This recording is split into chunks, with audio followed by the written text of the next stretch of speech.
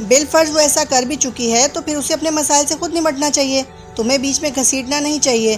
اپنے والدین سے دو ٹوک بات کرے، انہیں بتائے کہ وہ تم سے شادی کرنا چاہتی ہے، پھر میں اور تمہاری امی دیکھیں گے کہ ہم کیا کر سکتے ہیں۔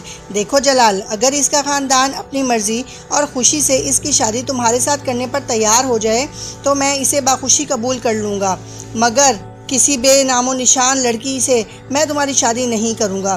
مجھے اس معاشرے میں رہنا ہے، لوگوں کو منہ دکھانا ہے۔ بہو کے خاندان کے بارے میں کیا کہوں گا میں کسی سے؟ یہ کہ وہ گھر چھوڑ کر آئی ہے اور اس نے اپنی مرضی سے میرے بیٹے سے شادی کر لی ہے۔ ابو، یہ ہمارا مذہبی فریضہ ہے کہ ہم اس کی مدد کریں، اور انصر جاوید نے تلخی سے اس کی بات کاٹ دی۔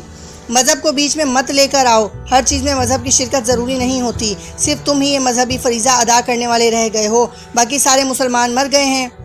ابو، اس نے مجھ سے مدد مانگی ہے، میں اس لیے کہہ رہا ہوں۔ بیٹا، یہاں بات مدد کی یا مذہب کی نہیں ہے، یہاں صرف زمینی حقائق کو دیکھنے کی ضرورت ہے۔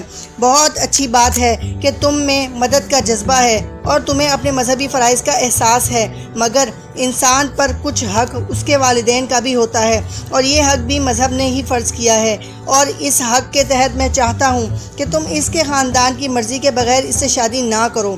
فرض کرو تم اس سے شادی کر بھی لیتے ہو تو کیا ہوگا؟ تم تو چند ماہ میں امریکہ ہوگے اور وہ یہاں گھر بیٹھی ہوگی۔ میرے پاس اتنا پیسہ نہیں ہے کہ میں تم چاروں کی تعلیم پر بھی خرچ کروں اور اس کی تعلیم پر بھی۔ تم اچھی طرح جانتے ہو کہ تم پر میرا کتنا پیسہ خرچ ہو رہا ہے، تو وہ ڈاکٹر تو نہیں بنے گی۔ یہاں گھر میں کتنے سال تم اسے بٹھا سکتے ہو؟ اور اگر اس کے خاندان نے تم پر یا ہم پر کیس کر دیا تو اس صورت میں تم بھی پابند ہو کر رہ جاؤ گے اور میں بھی۔ تم کو اپنی بہن کا احساس ہونا چاہیے۔ تم یہ چاہتے ہو کہ اس عمر میں جیل چلا جاؤں، یا شاید تم بھی؟ جلال کچھ بول نہیں سکا۔ ان چیزوں کے بارے میں اتنا جذباتی ہو کر نہیں سوچنا چاہیے، میں نے تمہیں راستہ بتا دیا ہے۔ اس سے کہو اپنے والدین سے بات کر کے انہیں رضامند کرے، ہو سکتا ہے وہ رضامند ہو جائیں، پھر مجھے کیا اعتراض ہوگا تم دونوں کی شادی پر۔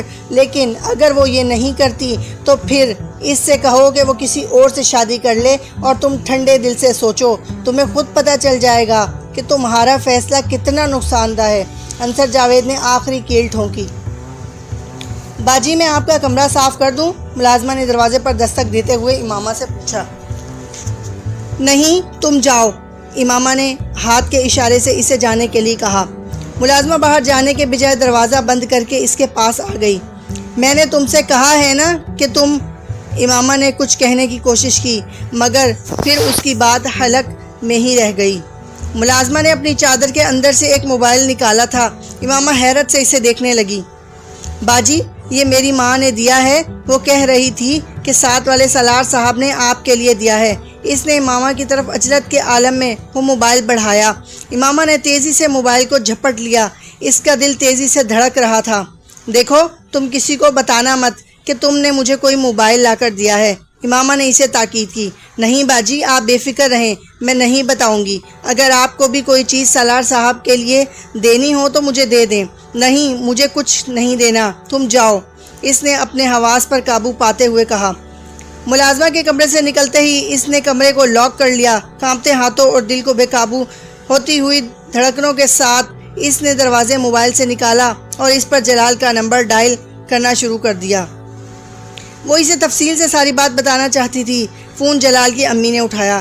بیٹا، جلال تو باہر گیا ہوا ہے، وہ تو رات کو ہی آئے گا، تم زینب سے بات کر لو، اسے بلا دوں؟ جلال کی امی نے کہا۔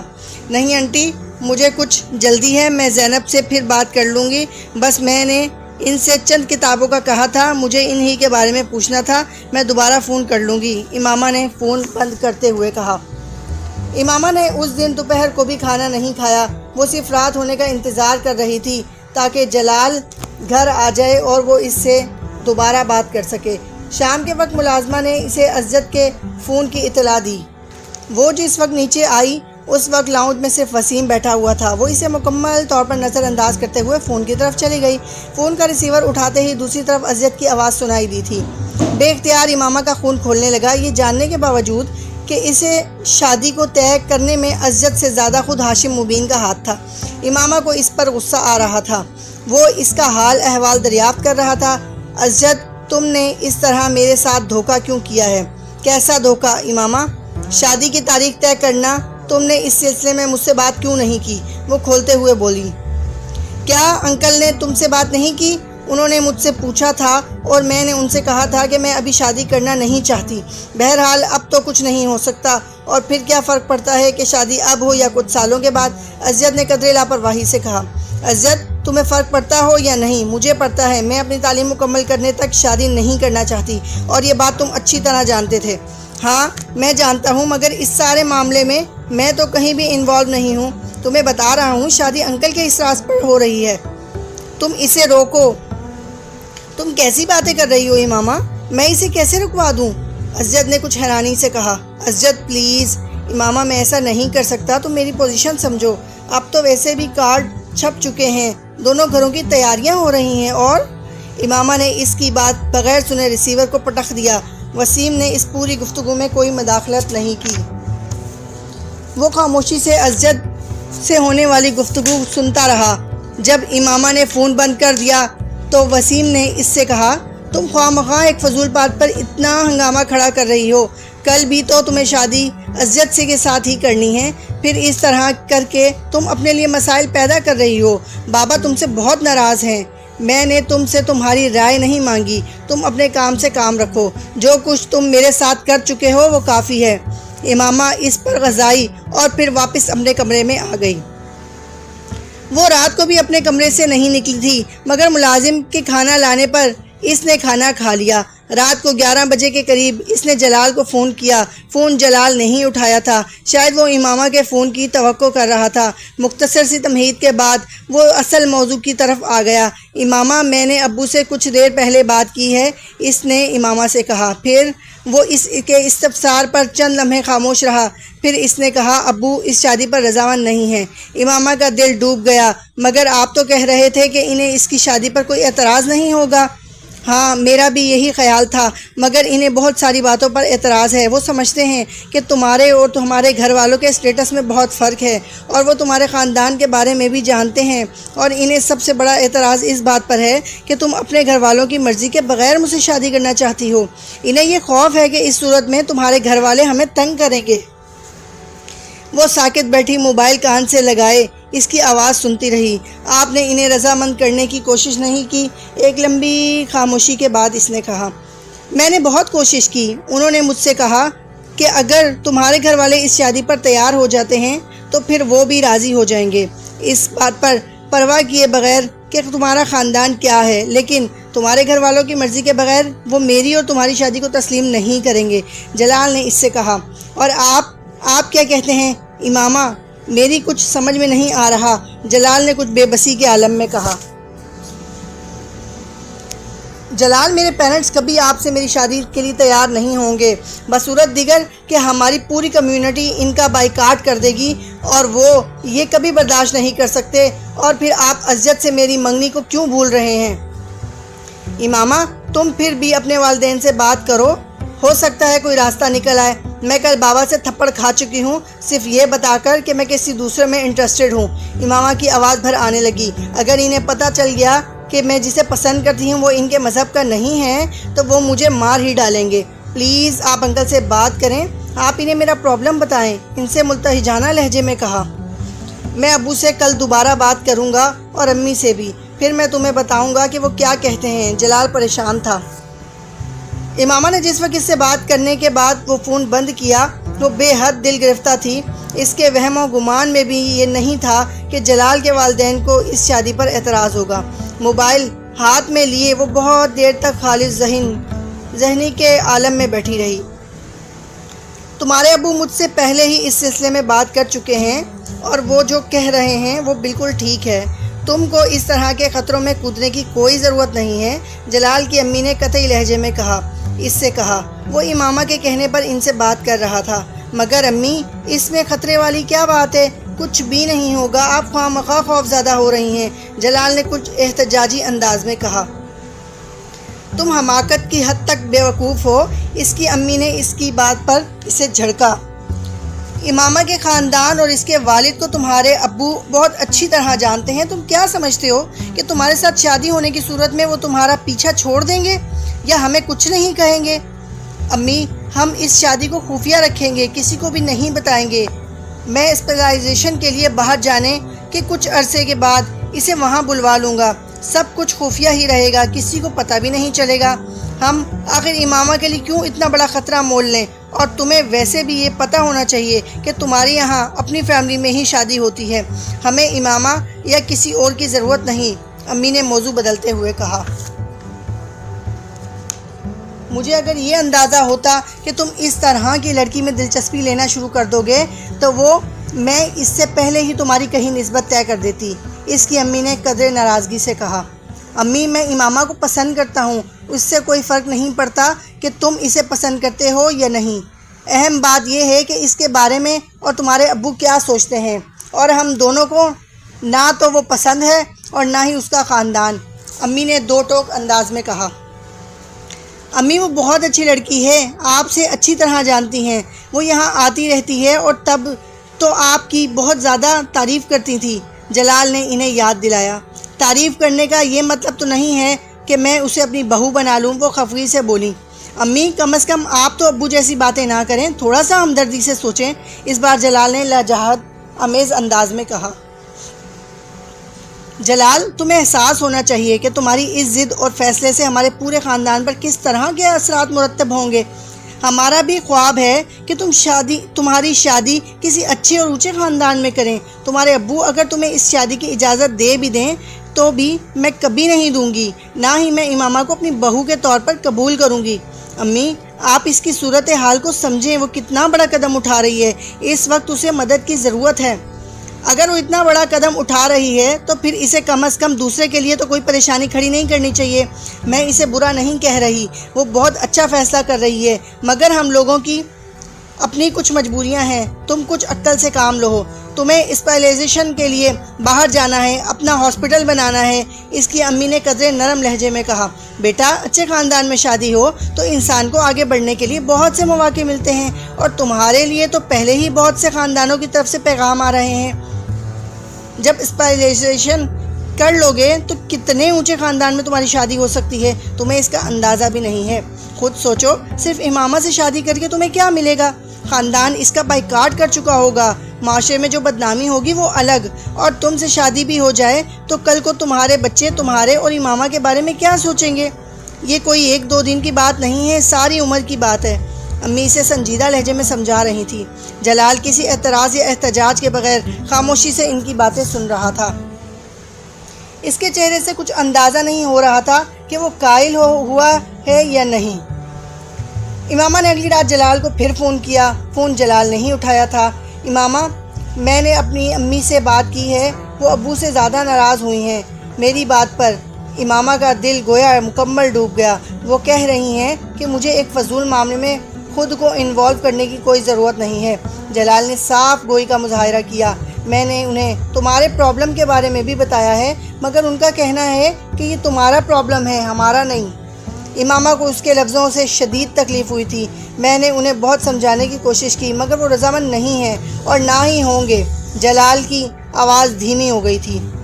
مجھے تمہاری مدد کی ضرورت ہے جلال، اس نے ڈوبتے دل کے ساتھ کسی موہوم سی امید پر کہا۔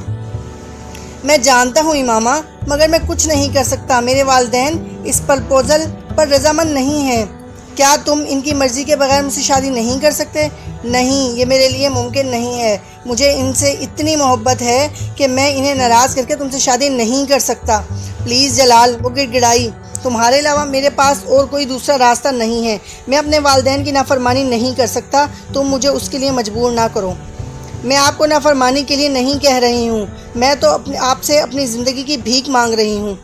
اس کے اعصاب چٹک رہے تھے۔ اسے یاد نہیں تھا کہ اس نے زندگی میں کبھی کسی سے اتنی التجائیہ اور منت بھرے انداز میں بات کی ہو۔ آپ مجھ سے صرف نکاح کر لیں، اپنے والدین کو اس کے بارے میں نہ بتائیں۔ بے شک آپ بعد میں ان کی مرضی سے بھی شادی کر لیں، میں اعتراض نہیں کروں گی۔ تم اب بچوں جیسی باتیں کر رہی ہو۔ خود سوچو کہ اگر ایسے کسی نکاح کے بارے میں ابھی میرے والدین کو پتہ چل جاتا ہے تو وہ کیا کریں گے؟ وہ تو مجھے گھر سے نکال دیں گے، اور پھر تم اور میں کیا کریں گے؟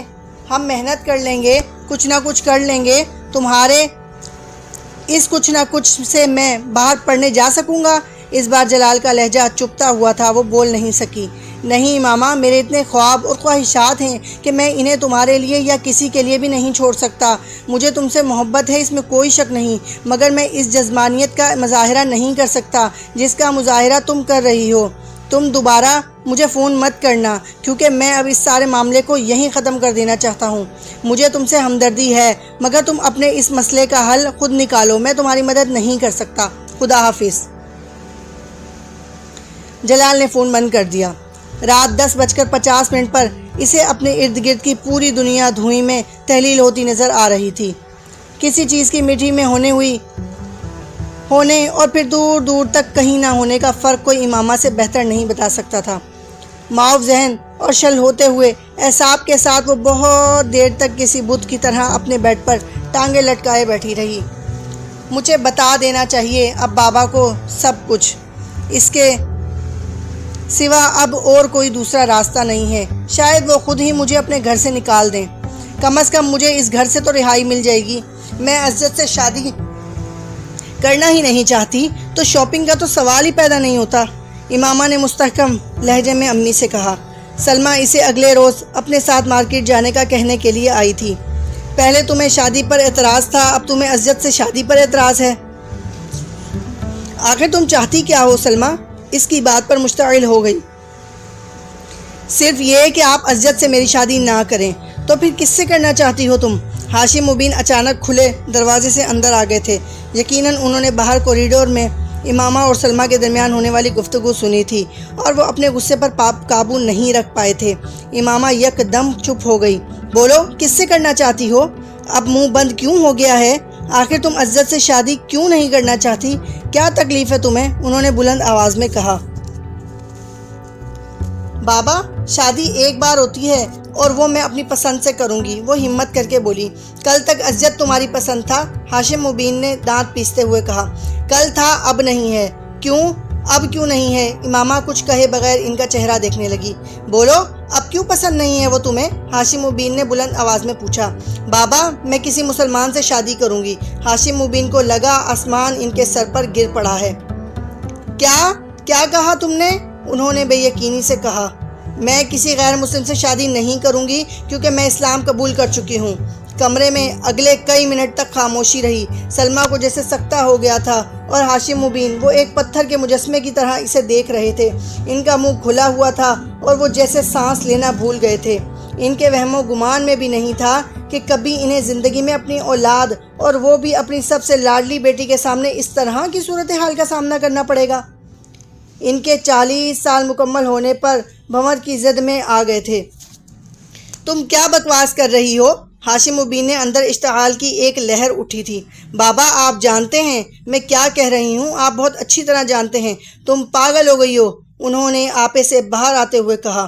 امامہ نے کچھ کہنے کے بجائے نفی میں گردن ہلائی۔ وہ ہاشم مبین کی ذہنی کیفیت کو سمجھ سکتی تھی، اس لیے تمہیں پیدا کیا، تمہاری پرورش کی کہ تم ہاشم مبین کی سمجھ میں نہیں آ رہا کہ وہ اس سے کیا کہیں۔ صرف عزت سے شادی نہ کرنے کے لیے تم یہ سب کر رہی ہو، صرف اس لیے کہ تمہاری شادی اس آدمی سے کر دیں جسے تم چاہتی ہو۔ نہیں، ایسا نہیں ہے، ایسا ہی ہے، تم بیوقوف سمجھتی ہو مجھے۔ ان کے منہ سے جھاگ نکل رہا تھا۔ آپ میری شادی کسی بھی آدمی سے کریں، مجھے کوئی اعتراض نہیں، بس وہ آپ کی کمیونٹی سے نہ ہو۔ پھر آپ کم سے کم یہ نہیں کہہ سکیں گے کہ میں کسی خاص آدمی کے لیے یہ سب کر رہی ہوں۔ ہاشم مبین اس بات پر دانت پیسنے لگے۔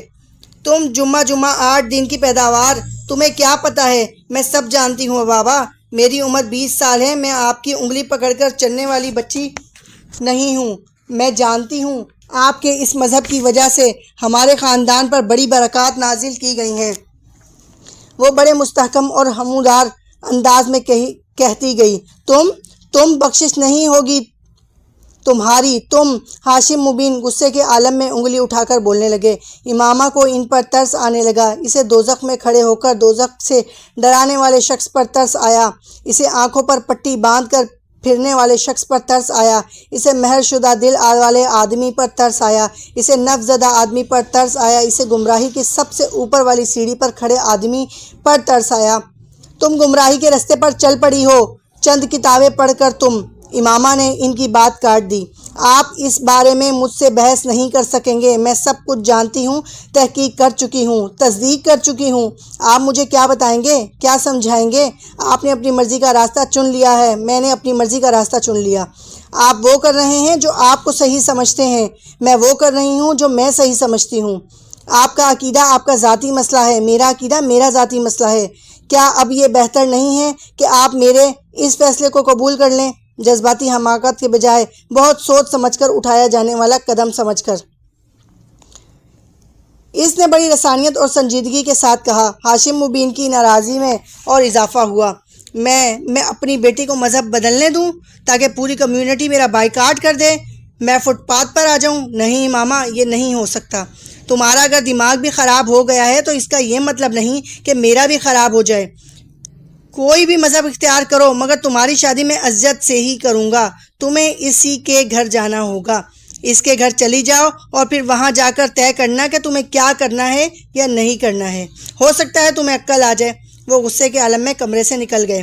مجھے پتا ہوتا کہ تمہاری وجہ سے ہمیں اتنی ذلت کا سامنا کرنا پڑے گا تو میں پیدا ہوتے ہی تمہارا گلا دبا دیتی۔ ہاشم مبین کے جاتے ہی سلمہ نے کھڑے ہوتے ہوئے دانت پیس کر کہا، تم نے ہماری عزت خاک میں ملانے کا تہیہ کر لیا ہے۔ امامہ کچھ کہنے کے بجائے خاموشی سے انہیں دیکھتی رہی۔ وہ کچھ دیر اسی طرح بولتی رہیں، پھر کمرے سے چلی گئیں۔ انہیں اس کے کمرے سے گئے 1 گھنٹہ ہی ہوا تھا کہ جب دروازے پر دستک دے کر اسجد اندر داخل ہوا۔ امامہ کو اس وقت وہاں آنے کی توقع بھی نہیں تھی۔ اسجد کے چہرے پر پریشانی بہت نمایاں تھی۔ یقیناً اسے ہاشم مبین نے بلوایا تھا اور وہ اسے سب کچھ بتا چکے تھے۔ یہ سب کیا ہو رہا ہے امامہ؟ اس نے اندر داخل ہوتے ہوئے ہی کہا۔ وہ اپنے بیڈ پر بیٹھی اسے دیکھتی رہی۔ تم کیوں کر رہی ہو یہ سب کچھ؟ اسجد، تمہیں اگر یہ بتا دیا گیا ہے کہ میں کیا کر رہی ہوں تو پھر یہ بھی بتا دیا ہوگا کہ میں کیوں کر رہی ہوں۔ تمہیں اندازہ نہیں ہے کہ تم کیا کر رہی ہو۔ وہ کرسی کھینچ کر بیٹھ گیا۔ مجھے اندازہ ہے۔ اس عمر میں جذبات میں آ کر انسان بہت سے غلط فیصلے کر لیتا ہے۔ امامہ نے ترشی سے اس کی بات کاٹ دی۔ کوئی جذبات میں آ کر مذہب تبدیل کرتا ہے؟ کبھی نہیں۔ میں 4 سال سے اسلام کے بارے میں پڑھ رہی ہوں۔ 4 سال کم نہیں ہوتے۔ تم لوگوں کی باتوں میں آ گئی ہو۔ تم؟ نہیں، میں کسی کی باتوں میں نہیں آئی۔ میں نے جس چیز کو غلط سمجھا اسے چھوڑ دیا اور بس۔ وہ کچھ دیر بے چارگی کے عالم میں اسے دیکھتا رہا، پھر سر جھٹکتے ہوئے اس نے کہا، ٹھیک ہے، ان سب باتوں کو چھوڑو۔ شادی پر کیوں اعتراض ہے تمہیں؟ تمہارے عقائد میں جو تبدیلی آئی ہے وہ ایک طرف، کم از کم شادی تو ہونے دو۔ میری اور تمہاری شادی جائز ہے؟ جائز نہیں۔ وہ اس کی بات پر ہکا بکا رہ گیا۔ کیا میں غیر مسلم ہوں؟ ہاں تم ہو۔ انکل ٹھیک کہہ رہے تھے، کسی نے واقعی تمہارا برین واش کر دیا ہے، اس نے اکھڑے ہوئے لہجے میں کہا۔ پھر تم ایک ایسی لڑکی سے شادی کیوں کرنا چاہتے ہو؟ بہتر ہے کہ تم کسی اور سے شادی کرو، اس نے ترکی بہ ترکی کہا۔ میں نہیں چاہتا کہ تم اپنی زندگی برباد کر لو۔ وہ اس کی بات پر عجیب سے انداز میں ہنسی۔ زندگی برباد؟ کون سی زندگی؟ یہ زندگی جو میں تم جیسے لوگوں کے ساتھ گزار رہی ہوں، جنہوں نے پیسے کے لیے اپنے مذہب کو چھوڑ دیا۔ Behave your self. تم بات کرنے کے تمام میزز بھول گئی ہو۔ کس کے بارے میں کیا کہنا ہے اور کیا نہیں تم نے سرے سے ہی فراموش کر دیا۔ اسجد اسے ڈانٹنے لگا۔ میں ایسے کسی شخص کا احترام نہیں کر سکتی جو لوگوں کو گمراہ کر رہا ہو، امامہ نے 2 ٹوک انداز میں کہا۔ جس عمر میں تم ہو، اس عمر میں ہر کوئی اس طرح کنفیوز ہو جاتا ہے جس طرح تم کنفیوز ہو رہی ہو۔ جب تم اس عمر سے نکلو گی تو تمہیں احساس ہوگا کہ ہم لوگ صحیح تھے یا غلط۔ اسجد نے ایک بار پھر اسے سمجھانے کی کوشش کی۔ اگر تم لوگوں کو یہ لگتا ہے کہ میں غلط ہوں، تب بھی تم لوگ مجھے چھوڑ کیوں نہیں دیتے؟ اس طرح مجھے گھر میں قید کر کے کیوں رکھا ہوا ہے؟ اگر تم لوگوں کو اپنے مذہب کی صداقت پر اتنا یقین ہے تو مجھے اس گھر سے چلے جانے دو، حقیقت کو جانچنے دو۔ اگر کوئی اپنے آپ کو نقصان پہنچانے پر تل جائے تو اسے اکیلا نہیں چھوڑا جا سکتا، وہ بھی ایک لڑکی کو۔ امامہ، تم اس مسئلے کی نزاکت اور اہمیت کو سمجھو، اپنی فیملی کا خیال کرو۔ تمہاری وجہ سے سب کچھ داؤ پر لگ گیا ہے۔ میری وجہ سے کچھ بھی نہیں داؤ پر لگا، کچھ بھی نہیں۔ اور اگر کچھ داؤ پر لگا ہے تو وہ میں ہوں۔ اس کی پرواہ کیوں کروں؟ میں تم لوگوں کے لیے دوزخ میں کیوں جاؤں، صرف خاندان کے نام پر؟ نام کی خاطر اپنا ایمان کیوں گنواؤں؟ نہیں عزت، میں تم لوگوں کے ساتھ گمراہی کے اس راستے پر نہیں چل سکتی، مجھے وہ کرنے دو جو میں کرنا چاہتی ہوں، اس نے قطعی لہجے میں کہا۔ مجھ سے اگر تم نے زبردستی شادی کر بھی لی تو بھی تمہیں اس سے فائدہ نہیں ہوگا، میں تمہاری بیوی نہیں بنوں گی، میں تم سے وفا نہیں کروں گی، مجھے جب بھی موقع ملے گا میں بھاگ جاؤں گی۔ تم آخر کتنے سال مجھے اس قید میں رکھ سکو گے؟ کتنے سال مجھ پر پہرے بٹھاؤ گے؟ مجھے صرف چند لمحے چاہیے ہوں گے تمہارے گھر تمہاری قید سے بھاگ جانے کے لیے، اور میں تمہارے بچوں کو بھی ساتھ لے کر جاؤں گی۔ تم ساری عمر انہیں دوبارہ دیکھ نہیں سکو گے۔ وہ اسے مستقبل کا نقشہ دکھا کر خوفزدہ کرنے کی کوشش کر رہی تھی۔ اگر میں تمہاری جگہ پر ہوتی تو میں کبھی امامہ ہاشم جیسی لڑکی سے شادی نہ کروں۔ یہ سراسر خسارے کا سودا ہوگا، حماقت اور بے وقوفی کی انتہا ہوگی۔ تم اب بھی سوچ لو، اب بھی پیچھے ہٹ جاؤ، تمہارے سامنے تمہاری ساری زندگی پڑی ہے۔ تم کسی بھی لڑکی کے ساتھ شادی کر کے پرسکون زندگی گزار سکتے ہو، کسی پریشانی، کسی بے سکونی کے بغیر، مگر میرے ساتھ نہیں۔ میں تمہارے لیے بدترین بیوی ثابت ہوں گی۔ تم اس سارے معاملے سے الگ ہو جاؤ، شادی سے انکار کر دو۔ انکل اعظم سے کہہ دو کہ تم مجھ سے شادی نہیں کرنا چاہتے، یا کچھ عرصے کے لیے گھر سے غائب ہو جاؤ۔ جب تمام معاملہ ختم ہو جائے تو پھر آ جانا۔ تم مجھے اس طرح کے احکامانہ مشورے مت دو۔ میں کسی بھی قیمت پر تم سے دستبردار نہیں ہو سکتا، کسی بھی قیمت پر۔ نہ میں انکار کروں گا، نہ اس معاملے سے الگ ہوں گا، نہ ہی گھر سے کہیں جاؤں گا۔ میں تم سے ہی شادی کروں گا۔ امامہ، اب یہ ہمارے خاندان کی عزت اور ساکھ کا معاملہ ہے۔ یہ شادی نہ ہونے اور تمہارے گھر سے چلے جانے سے ہمارے پورے خاندان کو جتنا نقصان اٹھانا پڑے گا اس کا تمہیں بالکل اندازہ نہیں، ورنہ تم مجھے کبھی یہ مشورہ نہ دیتی۔ جہاں تک بری بیوی ثابت ہونے یا گھر سے بھاگ جانے کا تعلق ہے تو یہ سب بات کا مسئلہ ہے۔ میں تمہیں بہت اچھی طرح جانتا ہوں، تم اس طرح کے ٹیمپرامنٹ کی مالک نہیں ہو کہ دوسروں کو بے جا پریشان کرتی رہو، اور وہ بھی مجھے جس سے تمہیں محبت ہے۔ عزت بڑے اطمینان سے کہہ رہا تھا۔ نہیں، غلط فہمی ہے، مجھے کبھی بھی تم سے محبت نہیں رہی، کبھی بھی۔ میں ذہنی طور پر تمہارے ساتھ اپنے تعلق اور رشتے کو اس وقت سے ذہن سے نکال چکی ہوں جب میں نے اپنا مذہب چھوڑا تھا۔ تم میری زندگی میں اب کہیں نہیں ہو، کہیں بھی نہیں۔ اگر میں اپنے گھر والوں کے لیے مسائل کھڑے کر سکتی ہوں تو کل تمہارے لیے کتنے مسائل کھڑے کروں گی، تمہیں اس بات کا احساس ہونا چاہیے، اور اس غلط فہمی سے باہر نکل آنا چاہیے۔ ہم دونوں کبھی بھی اکٹھے نہیں ہو سکتے۔ میں تم لوگوں کے خاندان کا حصہ کبھی نہیں بنوں گی۔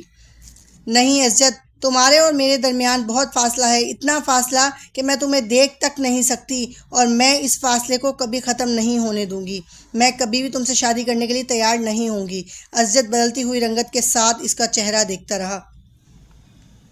کیا تم میرا ایک کام کر سکتے ہو؟ تمہارا کیا خیال ہے؟ اب تک میں اس کے علاوہ اور کیا کر رہا ہوں؟ سالار نے پوچھا۔ دوسری طرف کچھ دیر خاموشی رہی، پھر اس نے کہا، کیا تم لاہور جا کر جلال سے مل سکتے ہو؟ سالار نے ایک لمحے کے لیے اپنی آنکھیں بند کیں۔ کس لیے؟ اسے امامہ کی آواز بہت بھاری لگ رہی تھی، یوں جیسے اسے فلو تھا۔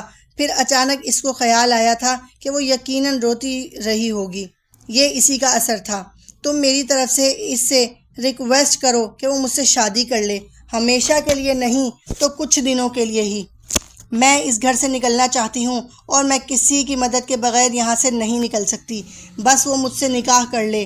تمہارا تو فون پر اس سے رابطہ ہے، پھر تم یہ سب خود اس سے فون پر کیوں نہیں کہہ دیتی؟ سالار نے چپس کھاتے ہوئے بڑے اطمینان سے اسے مشورہ دیا۔ میں کہہ چکی ہوں اسے۔ امامہ کی آواز سننے سے زیادہ بھر آئی ہوئی لگی تھی۔ پھر اس نے انکار کر دیا ہے۔ ویری سیڈ، سالار نے افسوس کا اظہار کیا۔ یہ تو ون سائڈ لو افیئر تھا۔ اس نے کچھ تجسس کے عالم میں پوچھا۔ نہیں، تو پھر اس سے انکار کیوں کیا؟ تم یہ جان کر کیا کرو گے؟ وہ کچھ چڑھ کر بولی۔ سالار نے ایک اور چپس اپنے منہ میں ڈالا۔ میرے وہاں جا کر اس سے بات کرنے سے کیا ہوگا؟ بہتر ہے تم ہی دوبارہ اس سے بات کر لو۔ وہ مجھ سے بات نہیں کر رہا، فون نہیں اٹھاتا۔ ہاسپٹل میں بھی کوئی اسے فون پر نہیں بلا رہا۔ وہ جان بوجھ کر کترا رہا ہے، امامہ نے کہا۔ تو پھر تم اس سے پیچھے کیوں پڑی ہو؟ جانے دو اسے، وہ تم سے محبت نہیں کرتا۔ تم یہ سب کچھ نہیں سمجھ سکتے، تم صرف میری مدد کرو۔ ایک بار جا کر اسے میری صورت حال کے بارے میں بتاؤ، وہ مجھ سے اس طرح نہیں کر سکتا، اور اگر اس نے مجھ سے بات کرنے سے انکار کر دیا تو پھر بھی تم اس سے بات کرنا، شاید کوئی صورت نکل آئے، میرا مسئلہ حل ہو جائے۔ سالار کے چہرے پر ایک مسکراہٹ نمودار ہوئی، اسے امامہ کے حال پر ہنسی آ رہی تھی۔ فون بند کرنے کے بعد چپس کھاتے ہوئے وہ اس سارے معاملے کے بارے میں سوچتا رہا۔ ہر گزرتے دن کے ساتھ وہ اس سارے معاملے میں زیادہ سے زیادہ انوالو ہوتا جا رہا تھا۔ یہ اسے اپنی زندگی کا سب سے بڑا ایڈونچر محسوس ہو رہا تھا۔ پہلے امامہ تک فون پہنچانا اور اب جلال سے رابطہ، امامہ کا بوائے فرینڈ۔ اس نے چپس کھاتے ہوئے زیر لب دہرایا۔ امامہ نے اسے اس کے ہاسپٹل اور گھر کے تمام کوائف سے آگاہ کر دیا تھا، اور اب وہ سوچ رہا تھا کہ اسے جلال انصر سے مل کر کیا کہنا ہے۔ سالار نے اس شخص کو اوپر سے نیچے تک دیکھا اور وہ خاصا مایوس ہوا۔ سامنے کھڑا لڑکا بڑی عام سی شکل و صورت کا تھا۔ سالار کے لمبے قد اور خوبصورت جسم نے اسے صنف مخالف کے لیے کسی حد تک پرکشش بنایا تھا، مگر سامنے کھڑا ہوا شخص ان دونوں چیزوں سے محروم تھا۔ وہ نارمل قد و قامت کا مالک تھا، اس کے چہرے پر داڑھی نہ ہوتی تو وہ پھر بھی قدرے بہتر نظر آتا۔ سالار سکندر کو جلال انصر سے مل کر مایوسی ہوئی تھی۔ امامہ اب اسے پہلے سے زیادہ بیوقوف لگی۔ میں جلال انصر ہوں، آپ ملنا چاہتے ہیں مجھ سے؟ میرا نام سالار سکندر ہے۔ سالار نے اپنا ہاتھ اس کی طرف بڑھایا۔ معاف کیجیے گا مگر میں نے آپ کو پہچانا نہیں۔ ظاہر ہے آپ پہچان بھی کیسے سکتے ہیں، میں پہلی بار آپ سے مل رہا ہوں۔ سالار اس وقت جلال کے ہاسپٹل میں اسے ڈھونڈتے ہوا آیا۔ چند لوگوں سے اس کے بارے میں دریافت کرنے پر وہ اس کے پاس پہنچ گیا تھا۔ اس وقت وہ ڈیوٹی روم کے باہر کھڑے تھے۔ کہیں بیٹھ کر بات کر سکتے ہیں؟ جلال اب کچھ دیر حیران نظر آیا۔ بیٹھ کر بات؟ مگر کس سلسلے میں؟ امامہ کے سلسلے میں۔ جلال کے چہرے کا رنگ بدل گیا۔ آپ کون ہیں؟ میں اس کا دوست ہوں۔ جلال کے چہرے کا رنگ ایک بار پھر بدل گیا۔ وہ چپ چاپ ایک طرف چلنے لگا۔ سالار اس کے ساتھ تھا۔ پارکنگ میں میری گاڑی کھڑی ہے، وہاں چلتے ہیں، سالار نے کہا۔ گاڑی تک پہنچنے اور اس کے اندر بیٹھنے تک دونوں کے درمیان کوئی بات نہیں ہوئی۔ میں اسلام آباد سے آیا ہوں، سالار نے کہنا شروع کیا۔ امامہ چاہتی تھی کہ میں آپ سے بات کروں۔ امامہ نے کبھی مجھ سے آپ کا ذکر نہیں کیا، جلال نے کچھ عجیب سے انداز میں کہا۔ آپ امامہ کو کب سے جانتے ہیں؟ تقریباً بچپن سے۔ ہم دونوں کے گھر ساتھ ہی ہیں، بڑی گہری دوستی ہے ہماری۔ سالار نہیں جانتا اس نے آخری جملہ کیوں کہا۔ شاید یہ جلال کے چہرے کے بدلتے ہوئے رنگ تھے جن سے وہ کچھ اور محظوظ ہونا چاہتا تھا۔ وہ جلال کے چہرے پر نمودار ہونے والی ناپسندیدگی دیکھ چکا تھا۔ امامہ سے میری بہت تفصیلی بات ہو چکی ہے۔ اتنی تفصیلی بات کے بعد اور کیا بات ہو سکتی ہے؟ جلال نے سپاٹ لہجے میں کہا۔ امامہ چاہتی ہے کہ آپ اس سے شادی کر لیں، سالار نے جیسے نیوز بلیٹن پڑھتے ہوئے کہا۔ میں اپنا جواب اسے بتا چکا ہوں۔ وہ چاہتی ہے آپ اپنے فیصلے پر نظر ثانی کریں۔ یہ ممکن نہیں ہے۔ وہ اس گھر میں اپنے والدین اور گھر والوں کی قید میں ہے۔ وہ چاہتی ہے آپ اگر ہمیشہ کے لیے نہیں تو وقتی طور پر اس سے نکاح کریں اور پھر بلف کی مدد سے اسے چھڑوا دیں۔ یہ ممکن ہی نہیں۔ وہ ان کی قید میں ہے۔ وہ نکاح ہو ہی کیسے سکتا ہے؟ فون پر؟ نہیں، میں اتنا بڑا رسک نہیں لے سکتا۔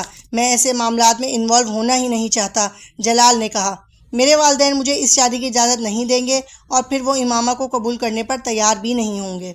جلال کی نظریں اب سالار کے بالوں کی پونی پر جمی ہوئی تھی۔ یقیناً سالار کی طرح اس نے بھی اسے ناپسندیدہ قرار دیا ہوگا۔ اس نے کہا کہ آپ وقتی طور پر اس سے صرف نکاح کر لیں تاکہ وہ اپنے گھر سے نکل سکے، بعد میں آپ چاہیں تو اسے طلاق دے دیں۔ میں نے کہا نا کہ میں اس کی مدد نہیں کر سکتا، اور پھر اس طرح کے معاملات آپ خود ہی اس سے شادی کیوں نہیں کر لیتے؟ اگر وقتی شادی کی بات ہے تو آپ کر لیں، آخر آپ اس کے دوست ہیں، جلال نے کچھ چھپتے ہوئے انداز میں سالار سے کہا۔ آپ اسلام آباد سے لاہور اس کی مدد کے لیے آ ہی سکتے ہیں تو پھر یہ کام بھی کر سکتے ہیں۔ اس نے مجھ سے شادی کا نہیں کہا، اس لیے میں نے اس بارے میں نہیں سوچا، سالار نے کندھے جھٹکتے ہوئے بے تاثر لہجے میں کہا۔ ویسے بھی وہ آپ سے محبت کرتی ہے، مجھ سے نہیں، مگر عارضی شادی یا نکاح میں تو محبت کا ہونا ضروری نہیں۔ بعد میں آپ بھی اسے طلاق دے دیں۔ جلال نے مسئلے کا حل نکال لیا تھا۔ آپ کا مشورہ میں اسے پہنچا دوں گا، سالار نے سنجیدگی سے کہا، اور اگر ممکن نہیں ہے تو پھر امامہ سے کہیں کہ وہ کوئی اور طریقہ اپنائے، بلکہ آپ کسی نیوز پیپر کے آفس میں چلے جائیں اور انہیں امامہ کے بارے میں بتائیں کہ کس طرح اس کے خاندان نے اسے زبردستی قید کر رکھا ہے۔ جب میڈیا میں اس معاملے کو ہائی لائٹ کرے گا تو خود ہی وہ امامہ کو چھوڑنے پر مجبور ہو جائیں گے، یا پھر آپ پولیس کو اس معاملے کی اطلاع دیں۔ سالار کو حیرانی ہوئی۔ جلال کی تجویز بری نہیں تھی۔ واقعی امامہ اس بارے میں کیوں نہیں سوچ رہی تھی؟ یہ راستہ زیادہ محفوظ تھا۔ میں آپ کا مشورہ بھی اسے پہنچا دوں گا۔ آپ دوبارہ میرے پاس نہ آئیں، بلکہ امامہ سے بھی یہ کہیں کہ وہ مجھ سے کسی بھی طریقے یا ذریعے سے دوبارہ رابطہ نہ کرے۔ میرے والدین ویسے بھی میری منگنی کرنے والے ہیں، جلال نے جیسے انکشاف کیا۔ ٹھیک ہے، میں یہ ساری باتیں اس تک پہنچا دوں گا، سالار نے لاپرواہی سے کہا۔ جلال مزید کچھ کہے بغیر گاڑی سے اتر گیا۔